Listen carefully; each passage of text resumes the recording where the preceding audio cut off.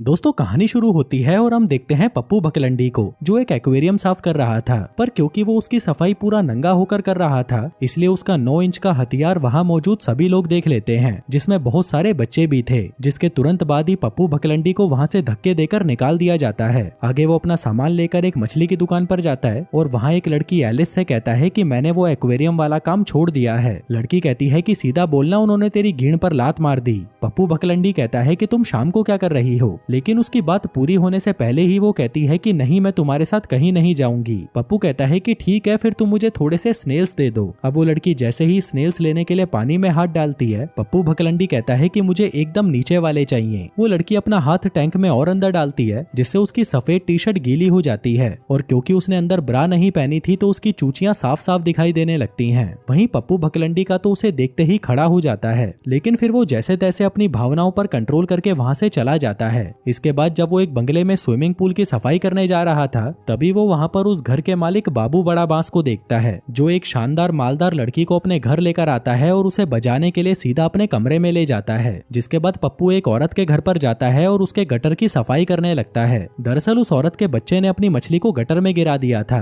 अब पप्पू अपनी गींड का पूरा जोर लगाकर इतना हिलाता है कि आखिर में वो गटर भी पानी छोड़ देता है और उसमें से वो मछली बाहर आ जाती है। वहीं वो औरत भी उसके काम से बहुत खुश थी। पप्पू बकलंडी कहता है कि अगर तुम चाहो तो मैं तुम्हें घोड़ी बना सकता हूँ, लेकिन ये सुनकर वो लड़की गुस्सा हो जाती है और उसे पैसे देकर वहां से भगा देती है। इसके बाद पप्पू बकलंडी वापस से बाबू बड़ा बांस के बंगले पर जाकर उसके पूल की सफाई करने लगता है, लेकिन तभी उसे एहसास होता है कि पानी के अंदर कुछ तो अजीब सा है। वो उसे देखने जैसे ही आगे बढ़ता है, तभी वो जानवर उस पर हमला कर देता है, लेकिन इसी दौरान बाबू बड़ा बांस वहां पर आकर उसे बचा लेता है। वो कहता है कि क्यों फालतू में उसकी उंगली कर रहा है। पप्पू बकलंडी कहता है कि शायद ये कोई मछली है जिसके बाप ने अलग अलग जगह पाप